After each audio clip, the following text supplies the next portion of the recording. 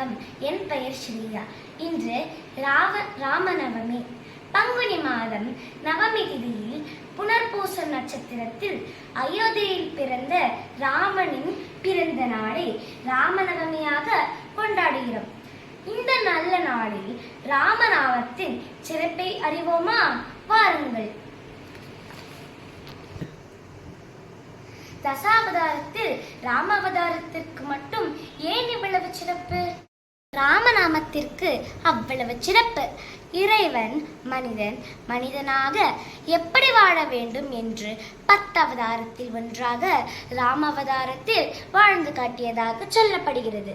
பொதுவாக ஒருவர் எப்படி வாழ வேண்டும் என்று சொல்லுவது சுலபம், ஆனால் அதற்கேற்றபடி வாழுவது கடினம்.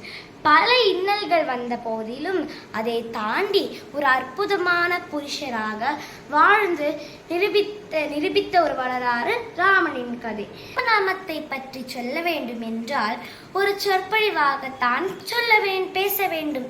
சுருக்கமாக அதன் மகிமையை பேச வேண்டும் என்றால், விஷ்ணு சஹஸ்ரநாமம் படிக்கும் ஒரு பக்தர் உடல் நலம் சரியில்லாமல் தடை வந்த போது ராம் ராம் ராம் என்று 3 முறை சொல்லும் போது 1000 நாமம் சொன்ன பலன் அவருக்கு கிடைத்தது. அது எப்படி?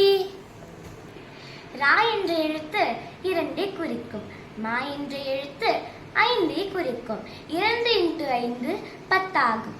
3 முறை ராமா ராமா ராமா என்று சொல்லும் போது 10 × 10 × 10, அதாவது 1000 நாமா சொன்ன பலன் கிடைக்கும். வைகுண்டத்திற்கு ராமர் ஹனுமானை அழைத்த போது கேட்ட கேள்வி என்ன தெரியுமா? தினமும் ராம தரிசனம் அங்கே கிடைக்குமா என கேட்டார். வைகுண்டத்தில் நாராயணன் மட்டும்தானே இருப்பார், ராமர் பூலோகத்தில் தானே இருப்பார் என்று கூறினார். என் தலைவன் ராமர் பூலோகத்தில் தான் இருக்கின்றார். நான் ராம பக்தர்கள் வழிபடும் போது அந்த ராமநாமத்தை கேட்ட அந்த ஆனந்தமே போதும் என்றார்.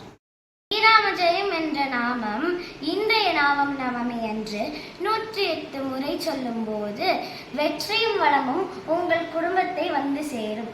ஜெய் ஸ்ரீராம்.